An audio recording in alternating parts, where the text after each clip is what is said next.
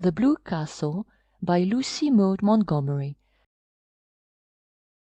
Chapter 41. Valancy looked dully about her old room. It, too, was so exactly the same that it seemed almost impossible to believe in the changes that had come to her since she had last slept in it. It seemed somehow indecent that it should be so much the same. There was Queen Louise everlastingly coming down the stairway, and nobody had let the forlorn puppy in out of the rain. Here was the purple paper blind and the greenish mirror. Outside, the old carriage shop with its blatant advertisements. Beyond it, the station with the same derelicts and flirtation flappers. Here the old life waited for her, like some grim ogre that bided his time and licked his chops. A monstrous horror of it suddenly possessed her. When night fell and she had undressed and got into bed, the merciful numbness passed away, and she lay in anguish and thought of her island under the stars. The camp-fires, all their little household jokes and phrases and catchwords, their furry beautiful cats, the lights agleam on the fairy islands, canoes skimming over Mistowis in the magic of morning, white birches shining among the dark spruces like beautiful women's bodies, winter snows and rose-red sunset fires, lakes drunken with moonshine, all the delights of her lost paradise. She would not let herself think of Barney, only of these lesser things. She could not endure to think of Barney. Then she thought of him inescapably. She ached for him. She wanted his arms around her, his face against hers, his whispers in her ear. She recalled all his friendly looks and quips and jests, his little compliments, his caresses. She counted them all over as a woman might count her jewels. Not one did she miss from the first day they had met. These memories were all she could have now. She shut her eyes and prayed. Let me remember everyone, God. Let me never forget one of them. Yet it would be better to forget. This agony of longing and loneliness would not be so terrible if one could forget.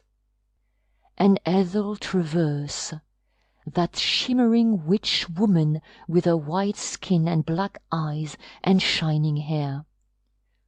The woman Barney had loved, the woman whom he still loved.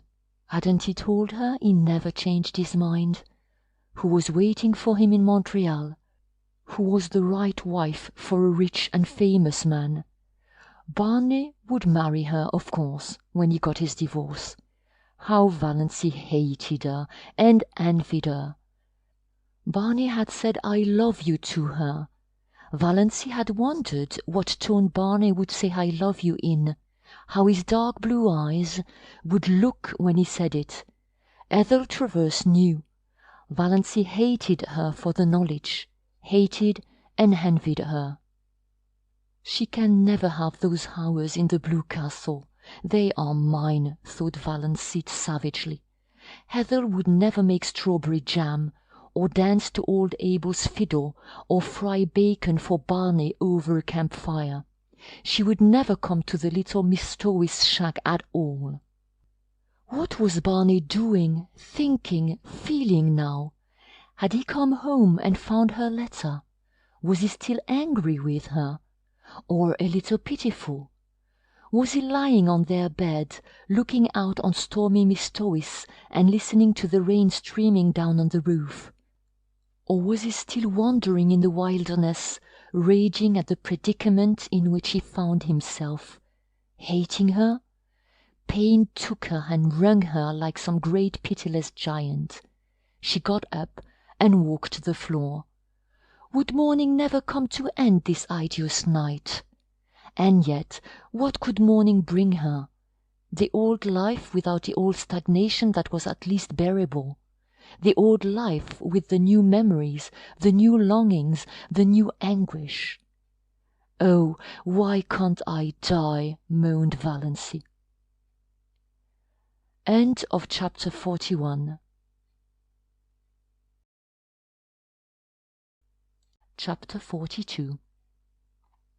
It was not until early afternoon the next day that a dreadful old car clanked up Elm Street and stopped in front of the brick house. A hatless man sprang from it and rushed up the steps. The bell was rung as it had never been rung before, vehemently, intensely. The ringer was demanding entrance, not asking it. Uncle Benjamin chuckled as he hurried to the door. Uncle Benjamin had just dropped in to enquire how dear Dos Valancy was. Dear Dos Valancy, he had been informed, was the same. She had come down for breakfast, which she didn't eat, gone back to her room, come down for dinner, which she didn't eat, gone back to her room. That was all. She had not talked, and she had been let kindly, considerately alone. "Very good. Redfern will be here to-day," said Uncle Benjamin. And now Uncle Benjamin's reputation as a prophet was made. Redfern was here, unmistakably so. "Is my wife here?" he demanded of Uncle Benjamin without preface. Uncle Benjamin smiled expressively. "Mr. Redfern, I believe? Very glad to meet you, sir. Yes, that naughty little girl of yours is here. We have been—" "I must see her," Barney cut Uncle Benjamin ruthlessly short. "Certainly, Mr. Redfern. Just step in here. Valancy will be down in a minute." He ushered Barney into the parlour and betook himself to the sitting-room and Mrs. Frederick. "Go up and tell Valancy to come down. Her husband is here." But so dubious was Uncle Benjamin as to whether Valancy could really come down in a minute or at all, that he followed Mrs. Frederick on tiptoe up the stairs and listened in the hall. "Valancy, dear," said Mrs. Frederick tenderly, "your husband is in the parlour asking for you." "Oh, mother!" Valancy got up from the window and wrung her hands. "I cannot see him. I cannot. Tell him to go away. Ask him to go away. I can't see him." "Tell her," hissed Uncle Benjamin through the keyhole, "that Redfern says he won't go away until he has seen her." Redfern had not said anything of the kind, but Uncle Benjamin thought he was that sort of a fellow. Valancy knew he was. She understood that she might as well go down first as last. She did not even look at Uncle Benjamin as she passed him on the landing. Uncle Benjamin did not mind. Rubbing his hands and chuckling, he retreated to the kitchen, where he genially demanded of Cousin Stickles, "Why are good husbands like bread?" Cousin Stickles asked why. "Because women need them," beamed Uncle Benjamin. Valancy was looking anything but beautiful when she entered the parlour. Her white night had played fearful havoc with her face. She wore an ugly old brown and blue gingham, having left all her pretty dresses in the Blue Castle. But Barney dashed across the room and caught her in his arms. "Valancy, darling, oh, you darling little idiot! Whatever possessed you to run away like that? When I came home last night and find your letter, I went quite mad. It was 12 o'clock. I knew it was too late to come here then. I walked the floor all night. Then this morning Dad came. I couldn't get away till now. Valancy, whatever got into you? Divorce, forsooth! Don't you know—" "I know you only married me out of pity," said Valancy, brushing him away feebly. "I know you don't love me. I know—" "You've been lying awake at 3 o'clock too long," said Barney, shaking her. "That's all that's the matter with you. Love you? Oh, don't I love you? My girl, when I saw that train coming down on you, I knew whether I loved you or not." "Oh, I was afraid you would try to make me think you cared," cried Valancy passionately. "Don't, don't! I know all about Ethel Travers. Your father told me everything. Oh, Barney, don't torture me. I can never go back to you." Barney released her and looked at her for a moment. Something in her pallid, resolute face spoke more convincingly than words of her determination. "Valancy," he said quietly, "father couldn't have told you everything because he didn't know it. Will you let me tell you everything?" "Yes," said Valancy wearily. Oh, how dear he was! How she longed to throw herself into his arms! As he put her gently down in a chair, she could have kissed the slender, brown hands that touched her arms. She could not look up as he stood before her. She dared not meet his eyes. For his sake she must be brave. She knew him, kind, unselfish. Of course he would pretend he did not want his freedom. She might have known he would pretend that, once the first shock of realization was over. He was so sorry for her. He understood her terrible position. When had he ever failed to understand? But she would never accept his sacrifice, never. "You've seen Dad, and you know I'm Bernard Redfern, and I suppose you've guessed that I'm John Foster since you went into Bluebeard's chamber." "Yes, but I didn't go in out of curiosity. I forgot you had told me not to go in. I forgot." "Never mind. I'm not going to kill you and hang you up on the wall, so there's no need to call for Sister Anne. I'm only going to tell you my story from the beginning. I came back last night intending to do it. Yes, I'm old Doc Redfern's son, of Purple Pills and Bitters fame. Oh, don't I know it? Wasn't it rubbed into me for years?" Barney laughed bitterly and strode up and down the room a few times. Uncle Benjamin, tiptoeing through the hall, heard the laugh and frowned. Surely Doss wasn't going to be a stubborn little fool. Barney threw himself into a chair before Valancy. "Yes, as long as I can remember, I've been a millionaire's son. But when I was born, Dad wasn't a millionaire. He wasn't even a doctor. Isn't yet. He was a veterinary and a failure at it. He and Mother lived in a little village up in Quebec and were abominably poor. I don't remember Mother. Haven't even a picture of her. She died when I was 2 years old. She was 15 years younger than Father, a little school teacher. When she died, Dad moved into Montreal and formed a company to sell his hair tonic. He'd dreamed the prescription one night, it seems. Well, it caught on. Money began to flow in.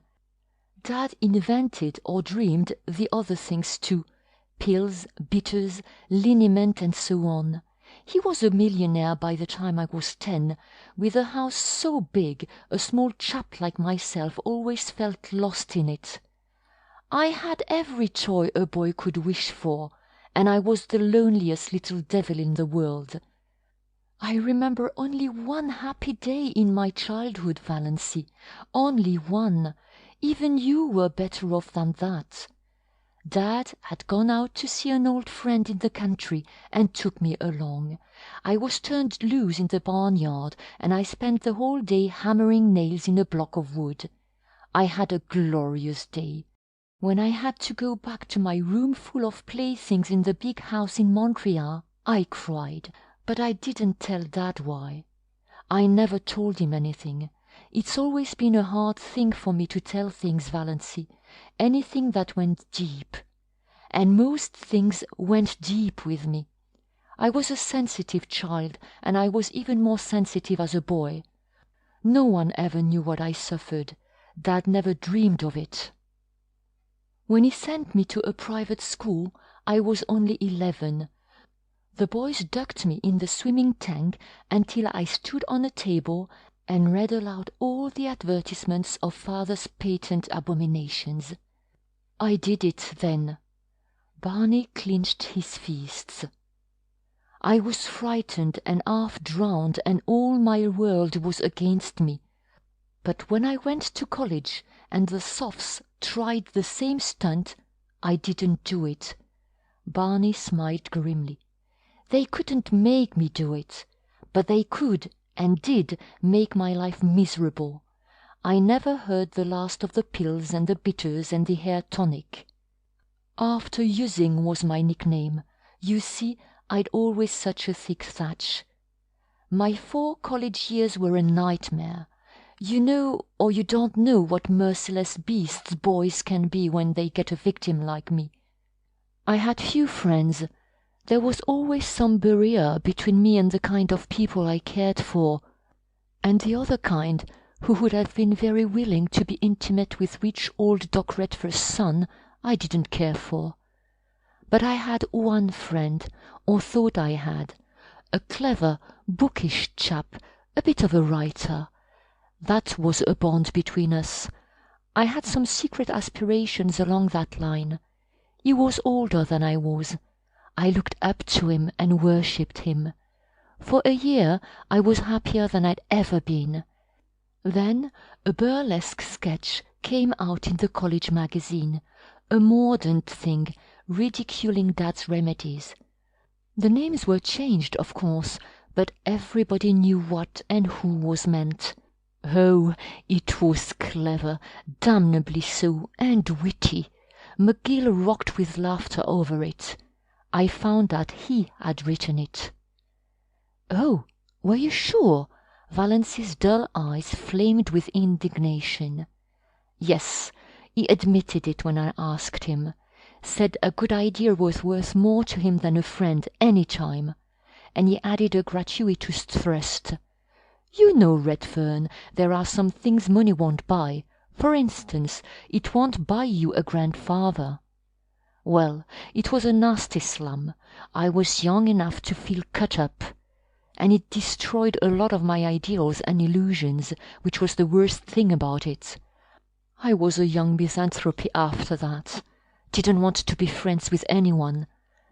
And then, the year after I left college, I met XLIII. Valancy shivered. Barney, his hands stuck in his pockets, was regarding the floor moodily and didn't notice it. Dad told you about her, I suppose. She was very beautiful, and I loved her. Oh, yes, I loved her. I won't deny it or belittle it now. It was a lonely, romantic boy's first passionate love, and it was very real. And I thought she loved me. I was fool enough to think that. I was wildly happy when she promised to marry me for a few months. Then I found out she didn't. I was an involuntary eavesdropper on a certain occasion for a moment. That moment was enough. The proverbial fate of the eavesdropper overtook me. A girl friend of hers was asking her how she could stomach Dr. Redfern's son and the patent medicine background. "His money will gild the pills and sweeten the bitters," said Ethel with a laugh. "Mother told me to catch him if I could. We're on the rocks, but, Pa, I smell turpentine whenever he comes near me." "Oh, Barney," cried Valancy, wrung with pity for him. She had forgotten all about herself, and was filled with compassion for Barney and rage against XLIII. How dared she? Well, Barney got up and began pacing round the room. That finished me, completely. I left civilization and those accursed dopes behind me and went to the Yukon. For 5 years I knocked about the world, in all sorts of outlandish places. I earned enough to live on. I wouldn't touch a cent of Dad's money. Then, one day, I woke up to the fact that I no longer cared a hang about Ethel, one way or another. She was somebody I'd known in another world, that was all. but I had no hankering to go back to the old life. None of that for me. I was free, and I meant to keep so. I came to Miss Toys, so Tom Montgomery's Island. My first book had been published the year before and made a hit. I had a bit of money from my royalties. I bought my island. But I kept away from people. I had no faith in anybody. I didn't believe there was such a thing as real friendship or true love in the world. Not for me, anyhow, the son of purple pills. I used to revel in all the wild yarns they told me. In fact, I'm afraid I suggested a few of them myself, by mysterious remarks which people interpreted in the light of their own prepossessions. Then you came. I had to believe you loved me, really loved me, not my father's millions. There was no other reason why you should want to marry a penniless devil with my supposed record. And I was sorry for you. Oh, yes, I don't deny I married you because I was sorry for you. And then I found you the best and jolliest and dearest little pal and chum a fellow ever had. Witty, loyal, sweet. You made me believe again in the reality of friendship and love. The world seemed good again just because you were in it, honey. I'd have been willing to go on forever just as we were.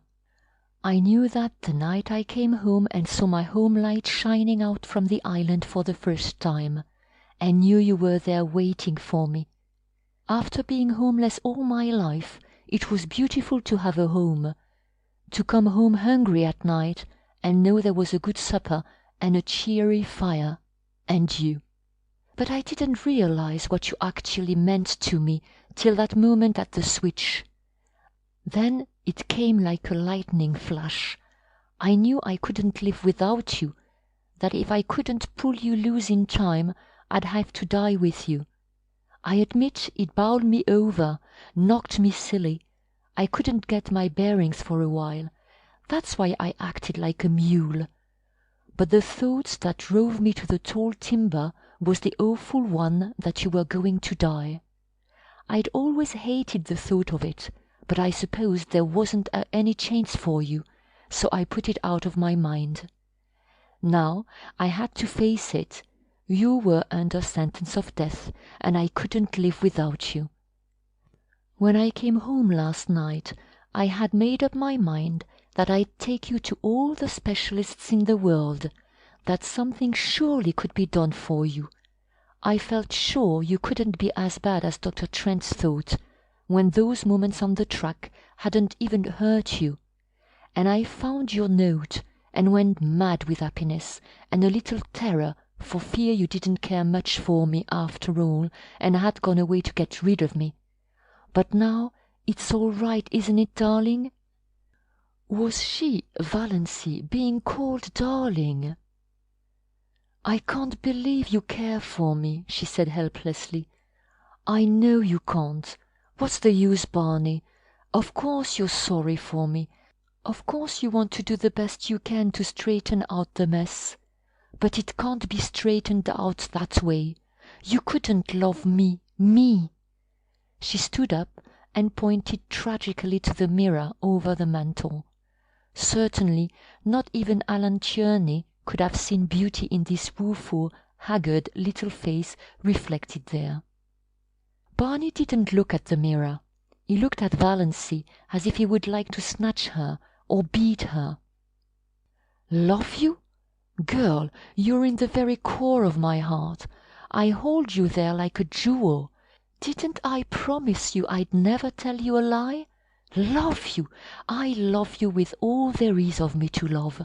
Heart, soul, brain, every fibre of my body and spirit thrilling to the sweetness of you. There's nobody in the world for me but you, Valancy. You're a good actor, Barney, said Valancy with a wan little smile. Barney looked at her. So you don't believe me yet? I can't. Oh, damn, said Barney violently. Valancy looked up, startled. She had never seen this Barney, scowling, eyes black with anger, sneering lips, dead white face. "You don't want to believe it," said Barney in the silk-smooth voice of ultimate rage. "You're tired of me. You want to get out of it, free from me. You're ashamed of the pills and a liniment just as she was. Your sterling pride can't stomach them. It was all right as long as you thought you hadn't long to live. A good lark, you could put up with me. But a lifetime with old Doc Redfer's son is a different thing. Oh, I understand perfectly. I've been very dense, but I understand at last." Valancy stood up. She stared into his furious face. Then she suddenly laughed. "You darling," she said. "You do mean it. You do really love me. You wouldn't be so enraged if you didn't." Barney stared at her for a moment. Then he caught her in his arms with the little low laugh of the triumphant lover. Uncle Benjamin, who had been frozen with horror at the keyhole, suddenly thawed out and tiptoed back to Mrs. Frederick and Cousin Stickles. "Everything is all right," he announced jubilantly.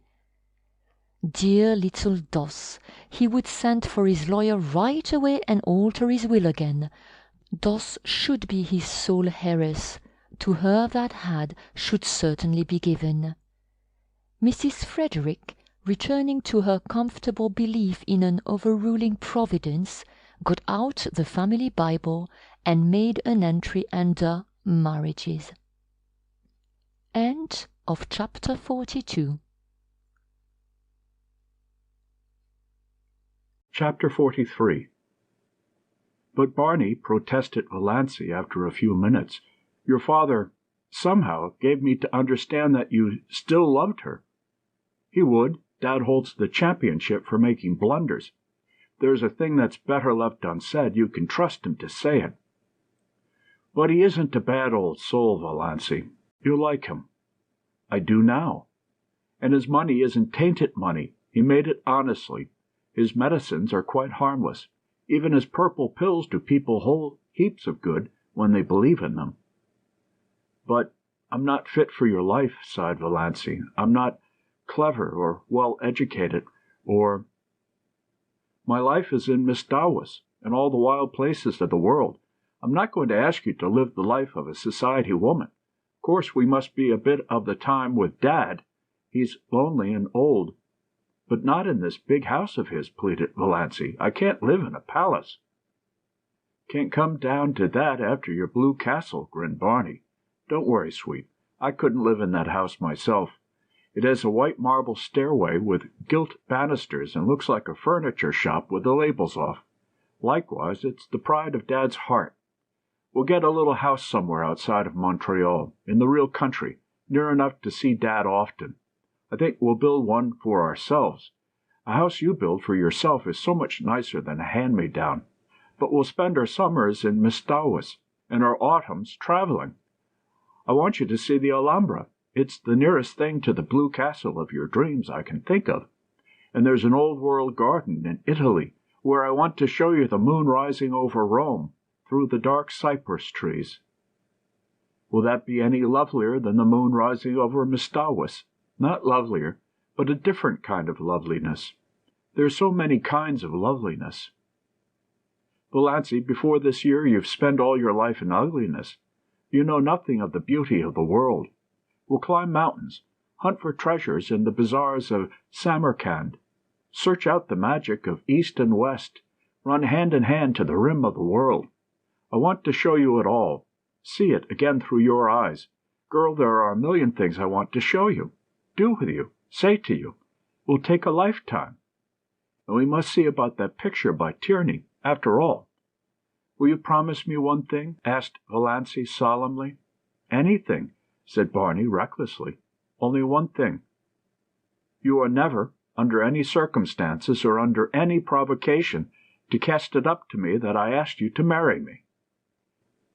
End of chapter 43. Chapter 44. Extract from letter written by Miss Olive Stirling to Mr. Cecil Bruce. It's really disgusting that Doss's crazy adventures should have turned out like this. Makes one feel that there's no use in behaving properly. I'm sure her mind was unbalanced when she left home. What she said about a dust pile showed that.